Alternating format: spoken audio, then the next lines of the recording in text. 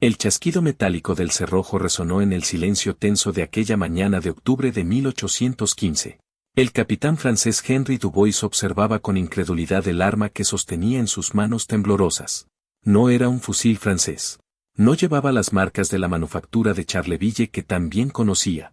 Este era diferente. Este era español. Y acababa de salvarle la vida de una manera que ningún mosquete napoleónico jamás habría logrado. Estamos en las postrimerías de las guerras napoleónicas, cuando Europa aún sanaba las heridas de décadas de conflicto. Pero esta historia no trata sobre batallas masivas ni estrategias de generales famosos. Esta es la historia de un arma que cambió para siempre la percepción que Francia tenía sobre la capacidad tecnológica española. Esta es la historia del fusil de Bayona, el arma que obligó al ejército más poderoso de Europa a reconocer que España no solo podía competir, sino superar a sus adversarios en el arte de la fabricación de armamento. Para entender el impacto revolucionario del fusil de Bayona, debemos retroceder 3 años, hasta 1812, a la ciudad de Bayona en el País Vasco francés. Irónicamente el lugar donde Napoleón había forzado la abdicación del rey español Fernando VII en 1808. Era allí, en territorio ocupado, donde un grupo de armeros españoles capturados trabajaban bajo supervisión francesa en las fábricas de armamento. Entre estos artesanos se encontraba Ignacio Martínez de Asagra, un maestro armero vasco de 45 años que había aprendido su oficio en las prestigiosas fábricas de armas de Eibar. Ignacio no era simplemente un artesano que seguía instrucciones.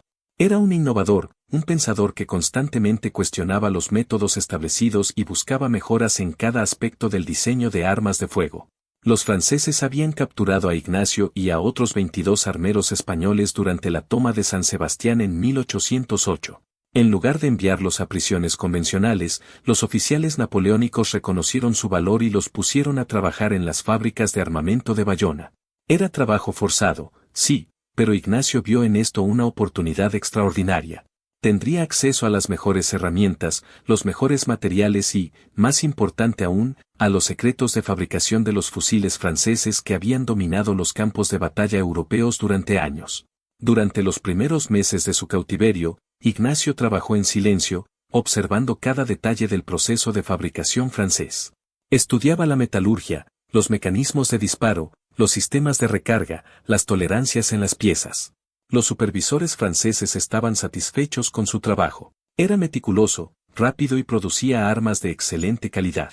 Lo que no sabían era que Ignacio estaba realizando su propia investigación clandestina. Por las noches, en los barracones donde los armeros españoles eran confinados, Ignacio dibujaba diagramas a la luz de velas escondidas.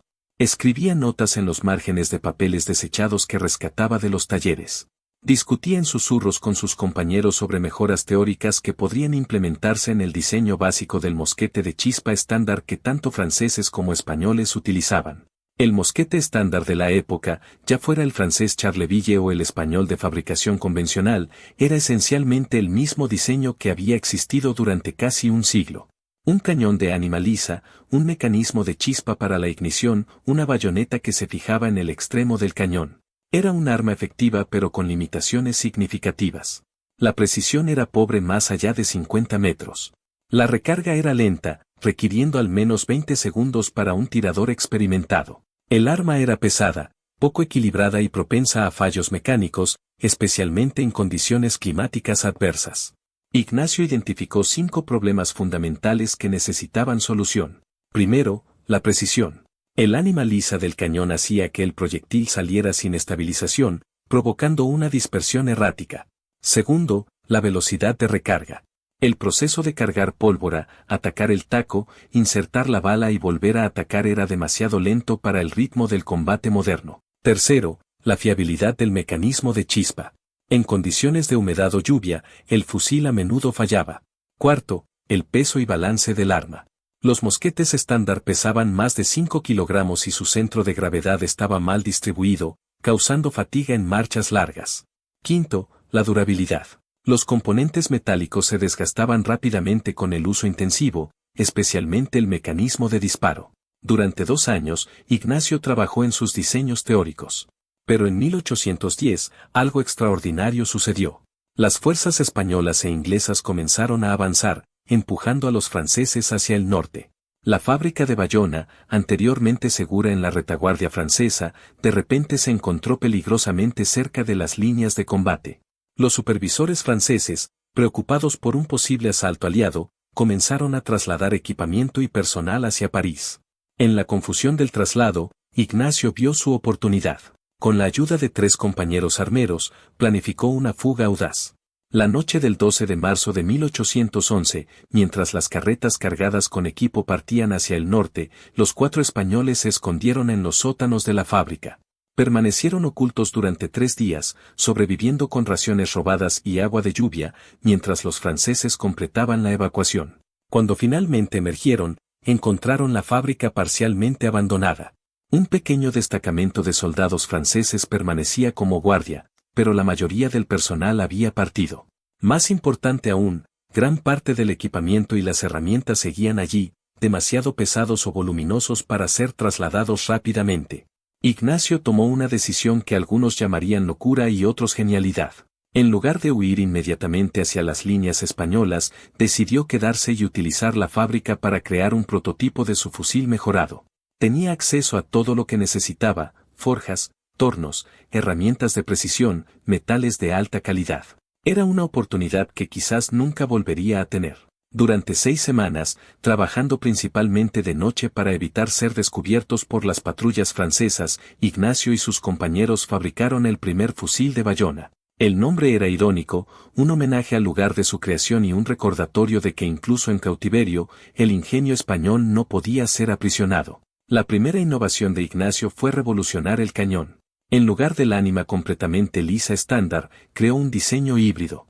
La mayor parte del cañón era lisa, pero en los últimos 30 centímetros antes de la boca implementó un estriado muy sutil, apenas perceptible. Este estriado no era tan pronunciado como los rifles completos que algunos cazadores usaban, los cuales eran precisos pero extremadamente lentos de cargar. El estriado sutil de Ignacio proporcionaba suficiente rotación a la bala para estabilizar su vuelo, mejorando dramáticamente la precisión, sin hacer la carga significativamente más difícil. La segunda innovación concernía al mecanismo de chispa. Ignacio rediseñó completamente la piedra de chispa y el rastrillo. Aumentó el ángulo de impacto y modificó la forma del rastrillo para maximizar la generación de chispas. Más importante aún, creó un pequeño deflector que protegía la cazoleta de la pólvora de la humedad ambiental sin impedir la ignición. Este simple añadido mejoraba enormemente la fiabilidad en condiciones adversas. La tercera innovación fue en el equilibrio del arma. Ignacio redistribuyó el peso del fusil, moviendo el centro de gravedad hacia atrás, más cerca del tirador. Esto requirió rediseñar la culata y modificar el grosor del cañón en diferentes secciones. El resultado fue un arma que pesaba casi lo mismo que un mosquete estándar, pero que se sentía significativamente más ligera y maniobrable. La cuarta innovación fue en el sistema de carga. Ignacio creó cartuchos de papel premedidos con la cantidad exacta de pólvora necesaria. Esto no era completamente nuevo, los cartuchos de papel existían, pero Ignacio estandarizó su diseño y creó un sistema donde el cartucho mismo actuaba como taco, eliminando un paso en el proceso de recarga. Más importante aún, diseñó una baqueta mejorada con un atacador de diseño especial que empaquetaba la carga más eficientemente, reduciendo el tiempo de recarga a aproximadamente 12 segundos para un tirador entrenado. La quinta innovación fue en la durabilidad. Ignacio utilizó una aleación especial de acero para las partes del mecanismo de disparo, una fórmula que había observado en armas experimentales francesas pero que mejoró con su propio conocimiento de metalurgia vasca. Los componentes resultantes eran significativamente más resistentes al desgaste. El 28 de abril de 1811, el primer fusil de Bayona estaba completo. Ignacio lo sostuvo con manos temblorosas, sintiendo el peso equilibrado, admirando las líneas limpias del diseño. Era hermoso, funcional y potencialmente revolucionario, pero las teorías y la estética significaban poco. Necesitaba probarlo. En los campos abandonados cerca de la fábrica, lejos de las rutas de patrulla francesas, Ignacio realizó sus primeras pruebas. Los resultados superaron incluso sus expectativas más optimistas. A 50 metros, el fusil de Bayona agrupaba sus disparos en un círculo de apenas 30 centímetros. Un mosquete estándar en las mismas condiciones dispersaba sus balas en un círculo de casi 1 metro. A 100 metros, la diferencia era aún más dramática. El fusil español mantenía precisión utilizable, mientras el mosquete estándar era casi inútil. Las pruebas de velocidad de recarga fueron igualmente impresionantes. Un tirador experimentado podía disparar 5 veces por minuto con el fusil de Bayona, comparado con 3 veces por minuto con un mosquete convencional. En un combate prolongado, esta diferencia era potencialmente decisiva. Las pruebas de fiabilidad mostraron que incluso después de sumergir parcialmente el arma en agua, simulando condiciones de lluvia intensa, el mecanismo de chispa funcionaba en 9 de cada 10 intentos. Un mosquete estándar en las mismas condiciones fallaba la mitad de las veces. Ignacio sabía que tenía algo extraordinario, pero también sabía que estaba en territorio enemigo con un arma prototipo y recursos limitados. Necesitaba llegar a las líneas españolas y presentar su invención a los comandantes militares. El problema era que las líneas de batalla se habían estabilizado y cruzarlas sería extremadamente peligroso. La oportunidad llegó en junio de 1811, cuando las fuerzas combinadas británicas y españolas lanzaron una ofensiva hacia el norte. El frente se movió rápidamente, y por primera vez en años, patrullas españolas se adentraron en territorio que había sido firmemente controlado por Francia. Una noche, Ignacio y sus 3 compañeros, cada uno cargando un fusil de Bayona que habían logrado fabricar, abandonaron la fábrica y comenzaron su peligroso viaje hacia el sur. Se movían solo de noche, evitando caminos principales, viviendo de lo que podían cazar o robar de granjas abandonadas. El viaje que debería haber tomado 3 días se extendió a 2 semanas de avance cauteloso. El 22 de junio de 1811, exhaustos, hambrientos y casi sin munición, finalmente encontraron una patrulla española cerca de Vitoria.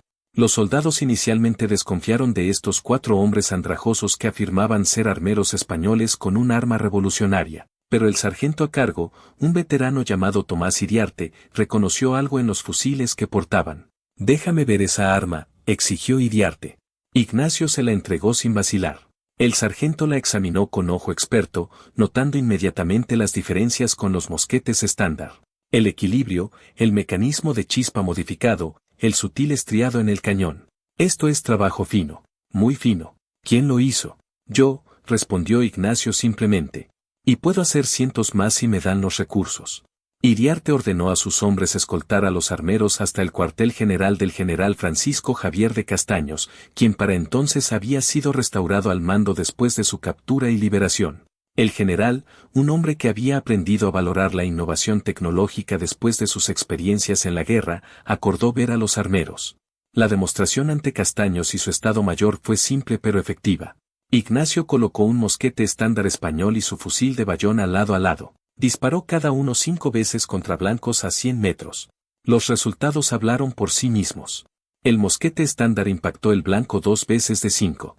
El fusil de Bayona impactó 5 de 5, y los impactos estaban agrupados en un área que podría cubrir con su mano. Luego demostró la velocidad de recarga, disparando el fusil de Bayona 5 veces en 60 segundos, comparado con 3 disparos del mosquete estándar en el mismo tiempo.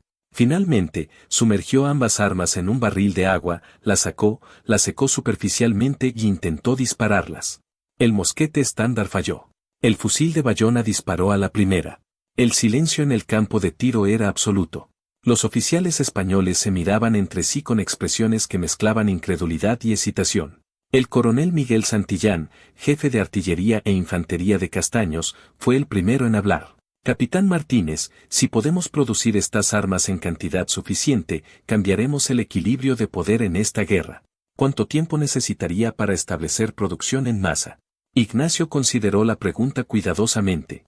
Con acceso a las fábricas de armas en Éibar y Plasencia, con artesanos entrenados y materiales suficientes, podríamos producir 100 fusiles al mes. Quizás más una vez que los procesos estén establecidos. Castaños tomó una decisión inmediata. «Ustedes 4 recibirán rango de oficiales del ejército español. Capitán Martínez, usted supervisará el establecimiento de producción del fusil de Bayona. Tendrá acceso a cualquier recurso que necesite. Esta arma podría ser exactamente lo que España necesita para recuperar su soberanía». Durante los siguientes 6 meses, Ignacio trabajó incansablemente estableciendo la producción del fusil. Las fábricas de Éibar, que habían sido parcialmente destruidas durante la ocupación francesa, fueron reconstruidas y modernizadas. Ignacio entrenó personalmente a más de 50 maestros armeros en las técnicas específicas necesarias para fabricar el fusil de Bayona. No era simplemente cuestión de copiar un diseño. Cada innovación requería habilidades y conocimientos especializados. El estriado sutil del cañón, por ejemplo, era extraordinariamente difícil de producir consistentemente. Ignacio desarrolló herramientas especializadas y técnicas de medición para asegurar que cada cañón tuviera exactamente el mismo grado de estriado. Demasiado y el fusil sería difícil de cargar. Muy poco y la mejora en precisión desaparecería. La aleación especial para el mecanismo de disparo requería temperaturas de forja precisas y proporciones exactas de metales. Ignacio pasó semanas experimentando con diferentes hornos y técnicas de enfriamiento hasta encontrar el proceso que producía consistentemente metal de la calidad necesaria. En enero de 1812, el primer lote de 100 fusiles de Bayona de producción estaba listo. Fueron entregados al Regimiento de Infantería de Castilla, una unidad de élite comandada por el coronel Antonio Ricardos. Ricardos era un oficial progresista que entendía la importancia de armar a sus tropas con el mejor equipamiento disponible. El regimiento recibió entrenamiento intensivo en el uso del nuevo fusil. Los soldados, inicialmente escépticos sobre cualquier cambio en sus armas familiares, rápidamente se convirtieron en devotos del fusil de Bayona una vez experimentaron su precisión y fiabilidad superiores. La moral del regimiento, ya alta, se elevó aún más con la conciencia de que portaban armas superiores a las de sus enemigos. La primera prueba de combate del fusil de Bayona llegó en marzo de 1812, durante la batalla de Castel en el norte de España. El regimiento de Castilla, ahora completamente equipado con los nuevos fusiles, fue posicionado en una cresta que dominaba el camino de aproximación francés. Los oficiales españoles habían elegido deliberadamente una posición que maximizaría la ventaja que la precisión superior del fusil de Bayona proporcionaba. La columna francesa que avanzaba, aproximadamente 2000 hombres bajo el mando del general Jean-Marie Doumerc, no esperaba resistencia significativa. Los informes de inteligencia habían identificado solo una fuerza española pequeña en el área, y Doumerc asumió que se retirarían ante su avance como habían hecho tantas veces antes. Lo que Doumerc no sabía era que estaba marchando hacia un campo de tiro perfectamente preparado. El regimiento de Castilla, 800 hombres armados con fusiles de Bayona, esperaba en posiciones ocultas a lo largo de la cresta. Habían medido exactamente las distancias a varios puntos del camino. Habían practicado sus procedimientos de disparo hasta que cada soldado podía ejecutarlos dormido. Cuando la vanguardia francesa alcanzó el punto de tiro óptimo, a 120 metros de las posiciones españolas, el coronel Ricardos dio la orden de fuego. La primera salva española fue devastadora. De los 800 fusiles que dispararon, aproximadamente 620 impactaron a soldados franceses. En un instante, casi un tercio de la vanguardia francesa cayó muerta o herida. Los franceses, veteranos de innumerables batallas, reaccionaron con su disciplina característica. Intentaron formar línea de batalla para responder al fuego. Pero antes de que pudieran completar la maniobra, la segunda salva española los golpeó. Y luego la tercera. La velocidad de fuego del fusil de Bayona significaba que los españoles podían disparar 5 salvas en el tiempo que tradicionalmente habría tomado 3. El general Doumerc, observando la matanza desde la retaguardia, inicialmente asumió que sus tropas enfrentaban una fuerza mucho mayor de lo informado. La densidad y precisión del fuego español era imposible para una fuerza pequeña con mosquetes convencionales. Ordenó el despliegue de su artillería, pero los cañones apenas comenzaban a posicionarse cuando la cuarta y quinta salvas españolas destrozaron las líneas francesas. En menos de 5 minutos de combate, la columna francesa había sufrido más de 600 bajas. Era una proporción de pérdidas catastrófica.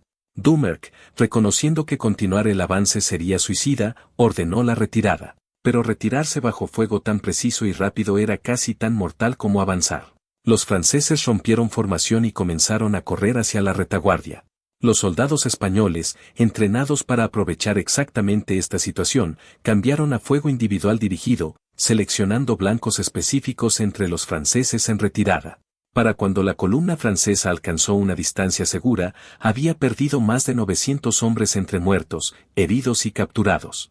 El regimiento de Castilla había sufrido apenas 35 bajas, la mayoría por el breve intercambio de fuego de artillería antes de que los franceses se retiraran. El general Doumerc, un oficial experimentado que había luchado en las campañas de Italia, Austria y Prusia, escribió en su informe esa noche: «Los españoles han desarrollado un fusil de infantería que supera significativamente nuestros mosquetes estándar en precisión, alcance y velocidad de fuego. Si esta arma es adoptada ampliamente por su ejército, nuestras tácticas tradicionales deberán ser completamente revisadas. El informe de Doumerc ascendió rápidamente por la cadena de mando francesa hasta llegar al mariscal Nicolas Jean de Dieu-Soult, comandante supremo de las fuerzas francesas en España. Soult, inicialmente escéptico, ordenó una investigación completa. Patrullas francesas fueron enviadas específicamente para capturar ejemplos del nuevo fusil español. Interrogaron prisioneros españoles sobre el arma. Recolectaron cada fragmento de información disponible. Lo que descubrieron confirmó sus peores temores. Los españoles efectivamente habían desarrollado un fusil superior. Más importante aún, habían establecido capacidad de producción y estaban equipando progresivamente más unidades con el arma. Si la tendencia continuaba, en un año el ejército español podría tener una ventaja tecnológica significativa sobre las fuerzas francesas. Soult tomó la decisión sin precedentes de escribir directamente al ministro de Guerra en París, recomendando que Francia desarrollara su propia versión mejorada del fusil o intentara copiar el diseño español. Reconocía, y esto era extraordinariamente inusual para un comandante francés de esa época, que España había superado a Francia en un aspecto crucial de tecnología militar. La respuesta de París fue lenta y burocrática. Los armeros franceses se resistían a admitir que los españoles habían logrado algo que ellos no habían conseguido. Comités fueron formados para estudiar el asunto. Informes fueron solicitados. Pero mientras la burocracia francesa deliberaba, más y más unidades españolas recibían el fusil de Bayona. Para finales de 1812, aproximadamente 3.000 fusiles de Bayona habían sido producidos y distribuidos a las mejores unidades españolas. Los efectos en el campo de batalla eran consistentemente dramáticos. En cada enfrentamiento donde tropas equipadas con el fusil español luchaban contra franceses con mosquetes convencionales, los españoles lograban proporciones de bajas significativamente favorables. Pero quizás el impacto más importante no era puramente militar sino psicológico. Durante años, los soldados españoles habían luchado con un sentimiento de inferioridad tecnológica. Enfrentaban un enemigo que parecía superior en organización, entrenamiento y equipamiento. El fusil de Bayona cambió esa narrativa. De repente, en al menos un aspecto crucial, España era superior. La moral de las tropas españolas equipadas con el fusil era notablemente alta. Los soldados cuidaban sus armas como tesoros preciosos. Practicaban constantemente para maximizar su ventaja en velocidad de recarga. Desarrollaban tácticas específicamente diseñadas para explotar la precisión superior del fusil a distancias que previamente habrían sido inútiles para fuego de mosquete. Los oficiales británicos que luchaban junto a los españoles notaron la diferencia. El general Arthur Wellesley, más tarde duque de Wellington, escribió en su correspondencia personal: las unidades españolas equipadas con su nuevo fusil son significativamente más efectivas que aquellas con mosquetes convencionales. Si pudieran equipar todo su ejército con esta arma, España se convertiría en una fuerza militar de primer orden. La historia del fusil de Bayona llegó a su punto culminante en mayo de 1813, durante los preparativos para la batalla de Vitoria, el enfrentamiento que finalmente expulsaría a los franceses de España. Para entonces, aproximadamente 7.000 fusiles de Bayona estaban en servicio activo, repartidos entre las unidades de élite del ejército español. Pero es en los días después de Vitoria donde ocurre el momento que da título a esta historia. Entre los miles de prisioneros franceses capturados se encontraba el capitán Henry Dubois, un oficial de ingenieros que había sido específicamente asignado para estudiar el armamento español. En su posesión cuando fue capturado tenía un fusil de Bayona que había conseguido de un soldado español muerto, junto con páginas y páginas de notas detalladas sobre su construcción y funcionamiento. Dubois fue llevado ante oficiales españoles para interrogatorio. Esperaban resistencia, negativas, el orgullo típico de un oficial francés capturado. Lo que no esperaban era lo que Dubois dijo cuando le mostraron el fusil que había estado estudiando. Este fusil, comenzó Dubois en español accidentado, es superior a cualquier arma de infantería estándar que existe actualmente en Europa. Su diseño es brillante en su simplicidad. Las modificaciones sobre el mosquete convencional son sutiles pero cada una proporciona mejoras significativas en rendimiento. Si Francia hubiera desarrollado esta arma primero, la guerra en España habría terminado de manera muy diferente. Los oficiales españoles intercambiaron miradas de sorpresa. Un oficial francés admitiendo abiertamente la superioridad tecnológica española era algo casi sin precedentes. Dubois continuó, ahora con pasión creciente en su voz. Soy un ingeniero. Mi lealtad es a Francia, sí, pero también a la verdad y la excelencia técnica. Este fusil representa un salto adelante en diseño de armas de fuego. Quien lo creó entiende no solo mecánica sino la realidad del combate. Cada innovación tiene un propósito práctico. No hay ornamentación innecesaria, no hay complejidad por el bien de la complejidad. Es perfecto funcionalismo. El coronel Antonio Ricardos, presente en el interrogatorio, hizo que trajeran a Ignacio Martínez de Azagra. Cuando Ignacio entró en la habitación, Ricardo simplemente dijo: «Capitán Dubois, le presento al creador del fusil que tanto admira. Capitán Ignacio Martínez de Azagra». Dubois se puso de pie inmediatamente y ofreció su mano a Ignacio. «En nombre de la comunidad de ingenieros de toda Europa, le felicito. Ha creado algo verdaderamente notable». Lo que siguió fue una conversación de 2 horas entre los 2 ingenieros militares, uno español y uno francés, discutiendo los detalles técnicos del fusil. Dubois explicó cómo los ingenieros franceses habían intentado copiar el diseño basándose en ejemplares capturados pero habían fallado en replicar varios elementos clave. El estriado sutil del cañón era particularmente problemático. Sin saber exactamente cómo Ignacio lo había fabricado, los armeros franceses habían producido versiones que eran o demasiado estriadas, haciéndolas lentas de cargar, o insuficientemente estriadas, perdiendo la mejora en precisión. La aleación especial del mecanismo de disparo también había sido imposible de replicar. Los metalurgistas franceses no podían determinar la composición exacta ni el proceso de tratamiento térmico que daba al metal sus propiedades únicas. Ignacio escuchaba con fascinación. Era irónico que hubiera aprendido los fundamentos de su oficio observando armeros franceses durante su cautiverio, y ahora un ingeniero francés estudiaba su obra intentando comprenderla. Al final de la conversación, Dubois hizo un pedido inusual.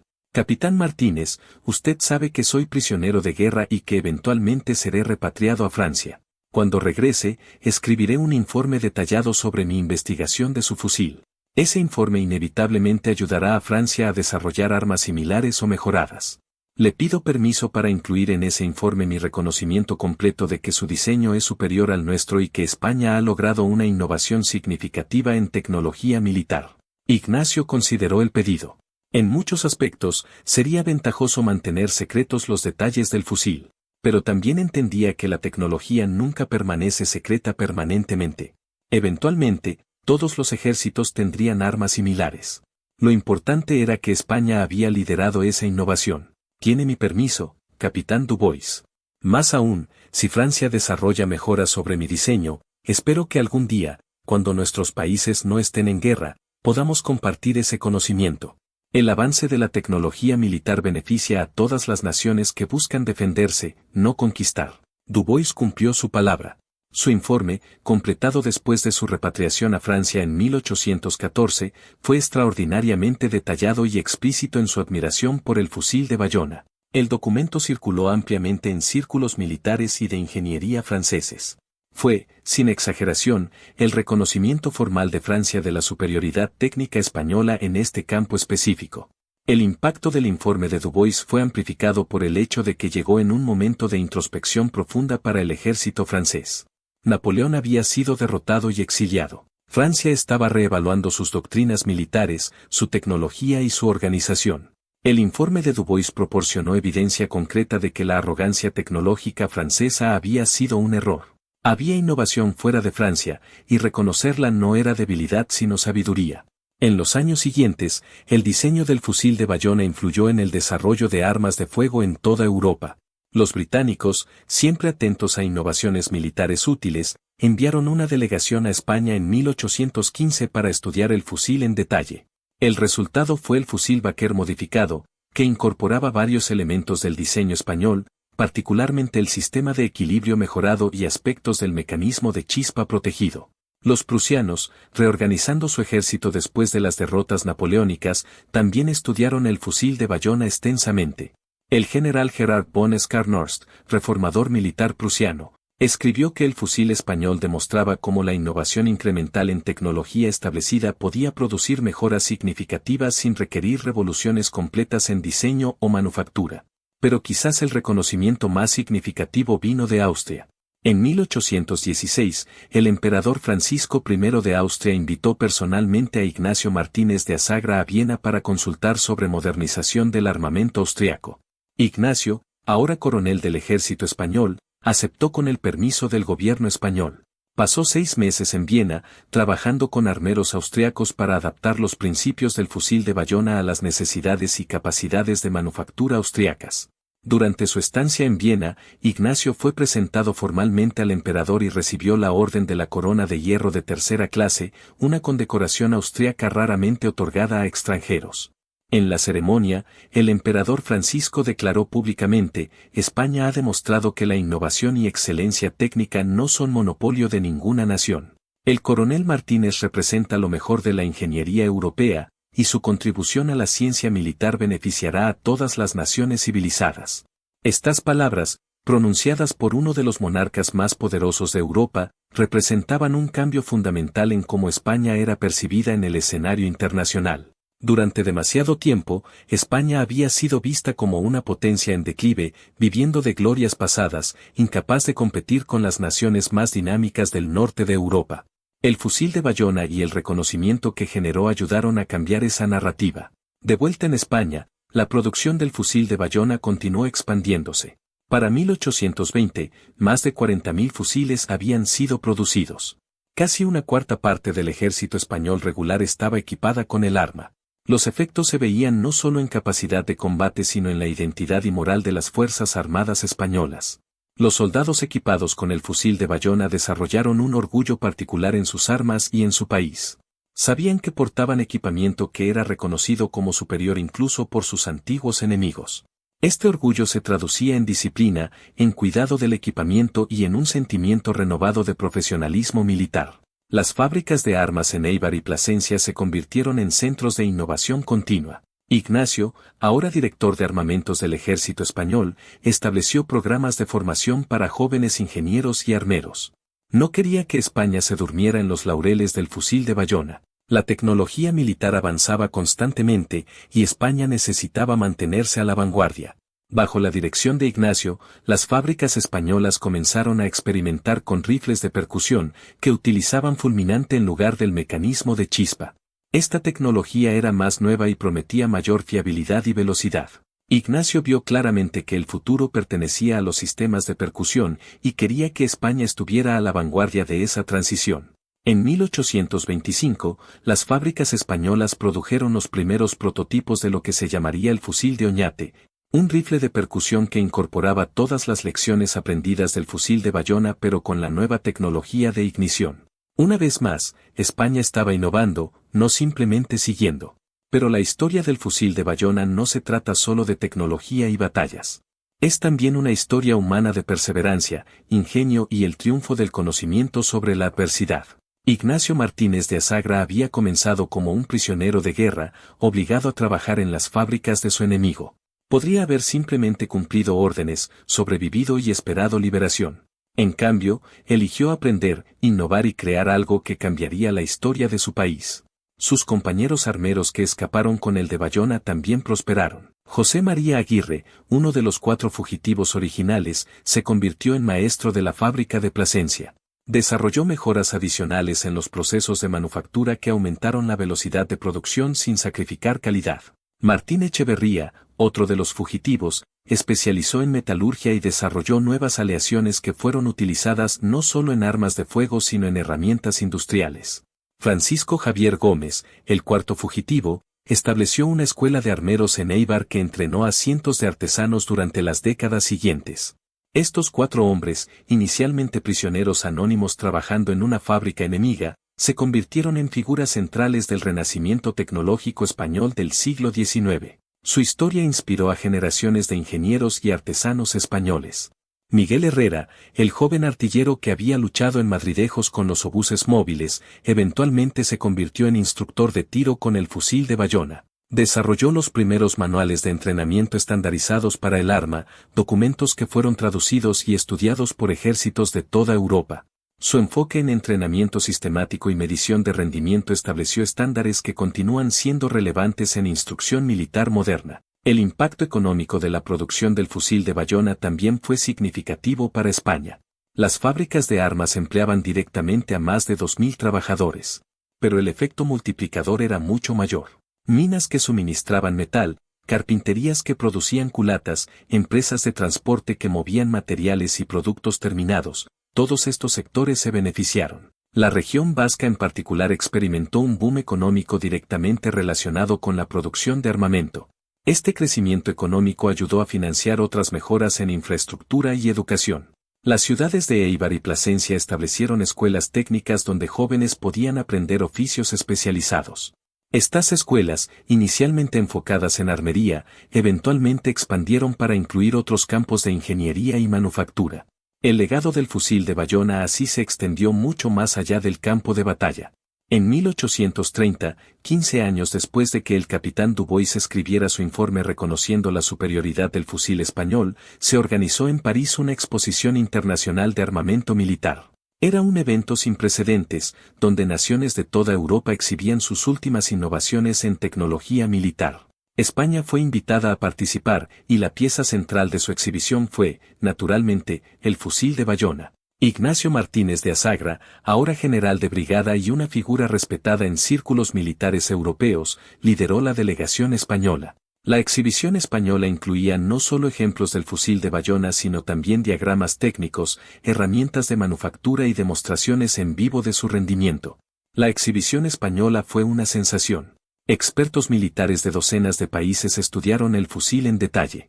Muchos expresaron sorpresa de que un arma que ahora tenía casi 20 años seguía siendo competitiva con los diseños más recientes de otras naciones.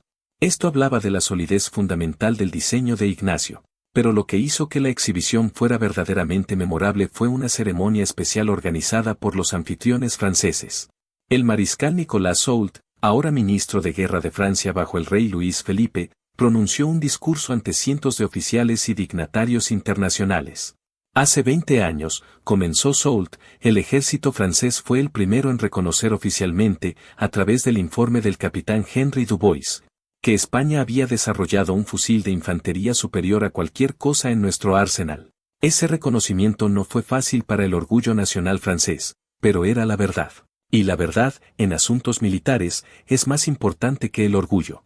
Soult continuó, el fusil de Bayona cambió la guerra en la península ibérica. Proporcionó a las fuerzas españolas una ventaja tecnológica en momentos cruciales. Pero más importante que su impacto en batallas específicas fue su impacto en la psicología militar de toda Europa. Demostró que la innovación puede surgir de cualquier lugar, que ninguna nación tiene monopolio sobre el ingenio y que subestimar a tu adversario es el primer paso hacia la derrota. El mariscal entonces invitó a Ignacio al estrado. Francia desea otorgar al general Martínez de Asagra la Legión de Honor en reconocimiento a su contribución al avance de la ciencia militar. Es inusual, quizás único, que Francia honre a un militar extranjero cuya innovación fue utilizada contra nosotros en combate.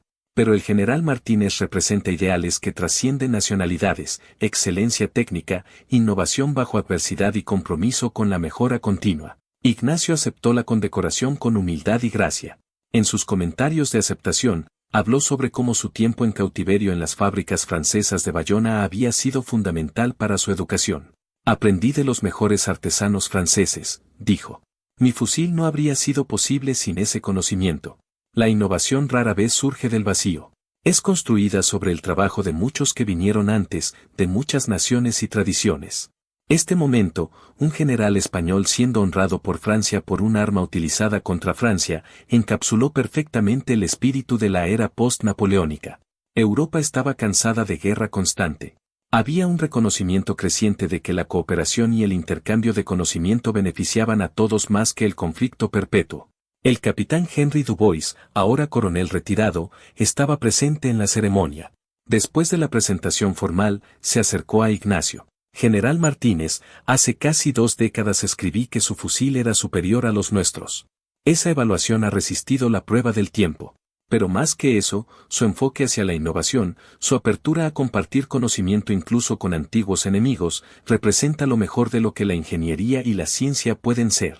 Los dos hombres, el español que había creado el fusil y el francés que había reconocido su superioridad, pasaron la tarde discutiendo los últimos avances en tecnología de armas de fuego.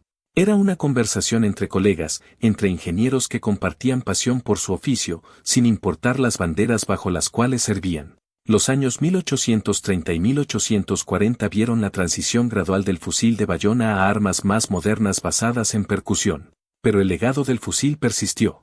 Los principios de diseño que Ignacio había implementado, el énfasis en precisión, velocidad de recarga, fiabilidad y ergonomía, se convirtieron en estándares para evaluación de todas las armas de fuego de infantería. Cuando las potencias europeas comenzaron a adoptar rifles de retrocarga en los años 1850 y 1860, los diseñadores españoles estaban entre los líderes. La tradición de innovación establecida por el fusil de bayona continuaba. España había recuperado su posición como contribuyente significativo a la tecnología militar europea. Ignacio Martínez de Asagra vivió hasta 1862, alcanzando la edad de 95 años. Pasó sus últimos años escribiendo memorias detalladas de su experiencia creando el fusil de bayona. Estas memorias, publicadas póstumamente, se convirtieron en textos fundamentales en la historia de ingeniería militar. Generaciones de estudiantes de academias militares de toda Europa leyeron el relato de Ignacio sobre cómo la observación cuidadosa, experimentación metódica y perseverancia frente a adversidades habían producido una innovación que cambió su época. En las memorias, Ignacio reflexionaba sobre el significado más amplio de su trabajo. No creé el fusil de bayona solo para ganar batallas, escribió. Lo creé para demostrar que España, aunque había sufrido ocupación y humillación, retenía la capacidad de innovar, de competir, de liderar. Cada soldado que portaba ese fusil portaba también un mensaje: España no está terminada. España puede recuperarse. España puede ser grande nuevamente. Este sentimiento resonaba profundamente en la España del siglo XIX, un país luchando por encontrar su lugar en un mundo que cambiaba rápidamente. El fusil de bayona se convirtió en símbolo de resiliencia nacional y capacidad de renovación. En los campos de batalla donde el fusil había sido utilizado, monumentos modestos fueron eventualmente erigidos. En Castel, donde el regimiento de Castilla había demostrado por primera vez la superioridad del arma, una placa de bronce fue colocada en 1850. Enumera los nombres de los soldados que murieron ese día y incluye un relieve del fusil de bayona. La inscripción lee: con ingenio español y coraje español, estos hombres defendieron su patria. Similar memorial existe en Vitoria, donde un pequeño museo dedicado a la batalla incluye una sección sobre el fusil de bayona. Ejemplos originales del fusil están exhibidos junto con herramientas utilizadas en su manufactura. Miles de visitantes cada año aprenden sobre esta pieza de historia española que muchos desconocen.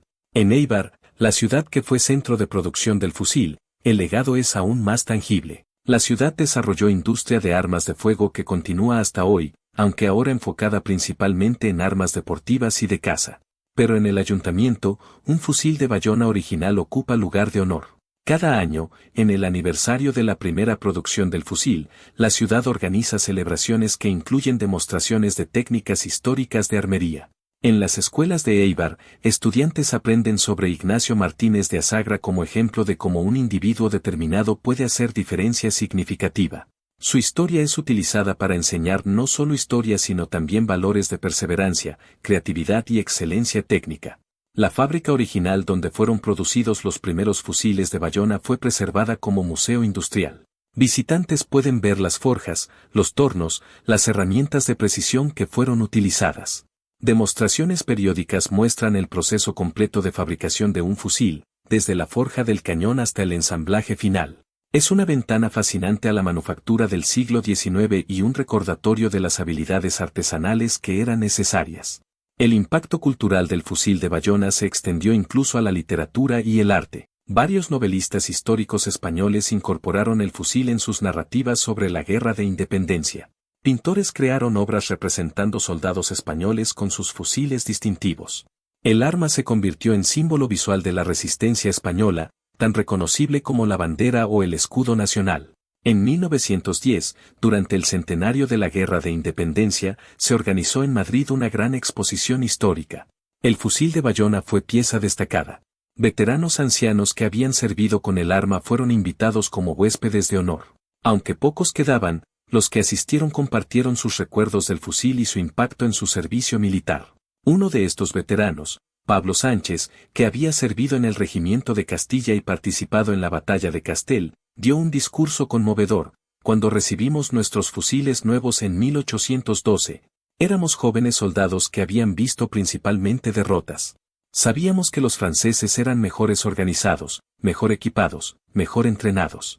Pero cuando disparé mi fusil de bayona por primera vez y vi el impacto preciso a distancia que habría sido imposible con un mosquete viejo, algo cambió dentro de mí. Ya no éramos inferiores. Teníamos una ventaja.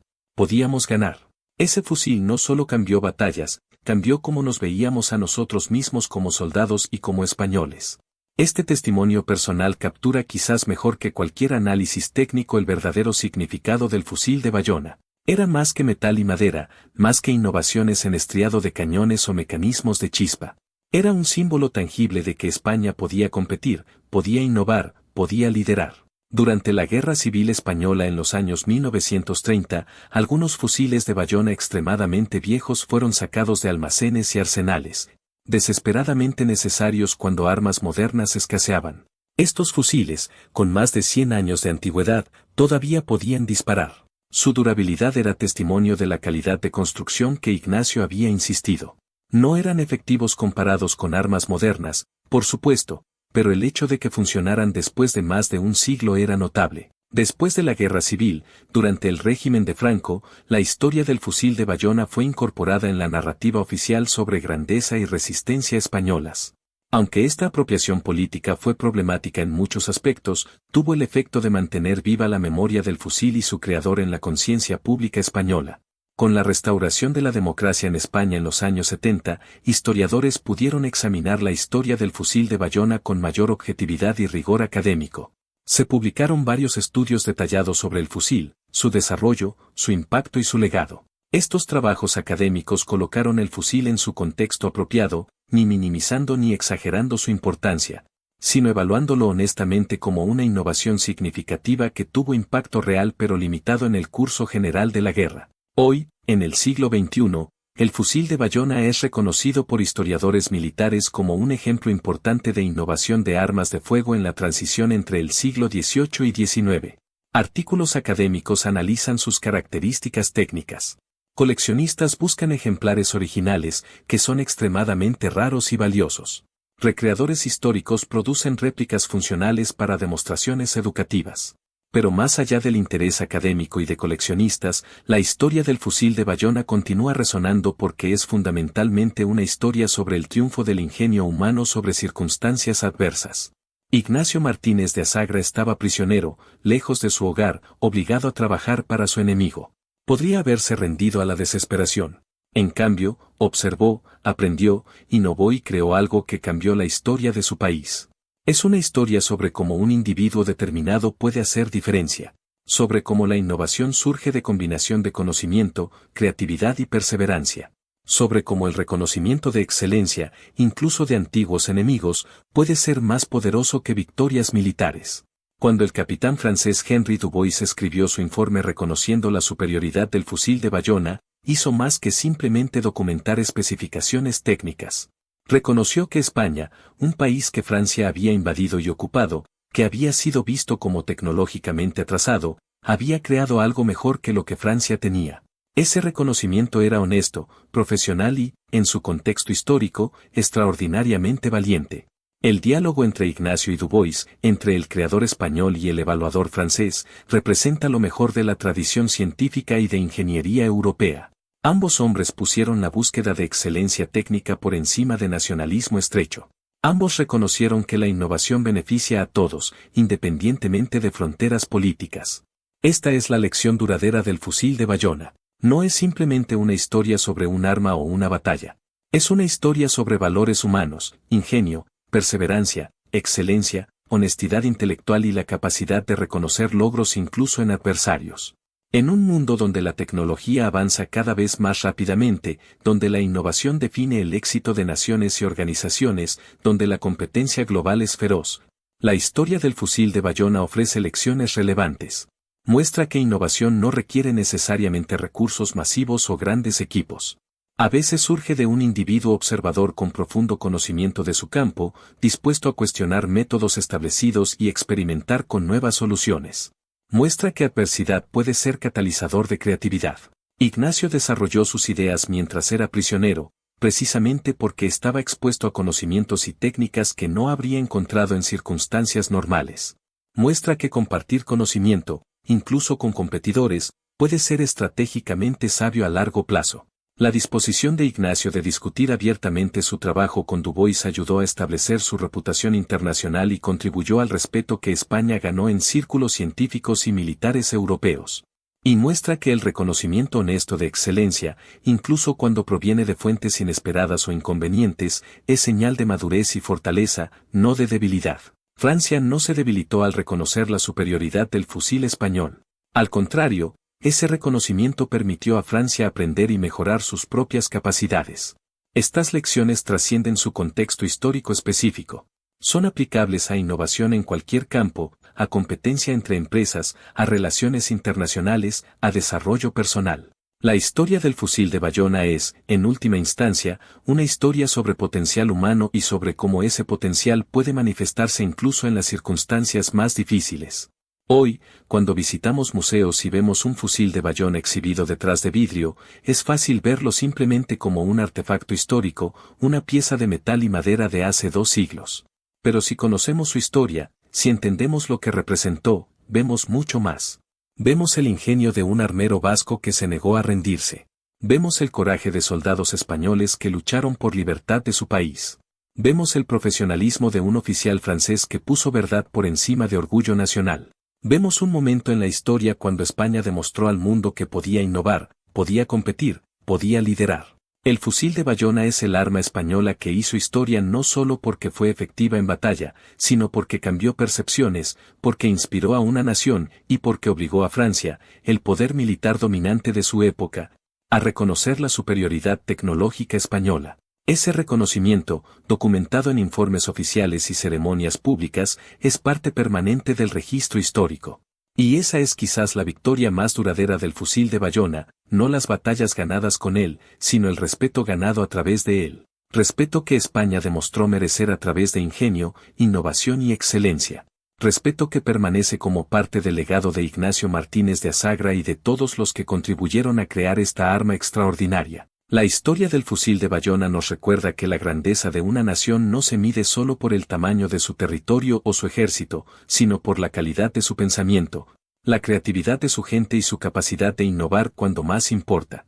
España, en uno de los momentos más oscuros de su historia, demostró poseer estas cualidades en abundancia. Y el mundo, incluso su enemigo más poderoso, reconoció y honró esa excelencia.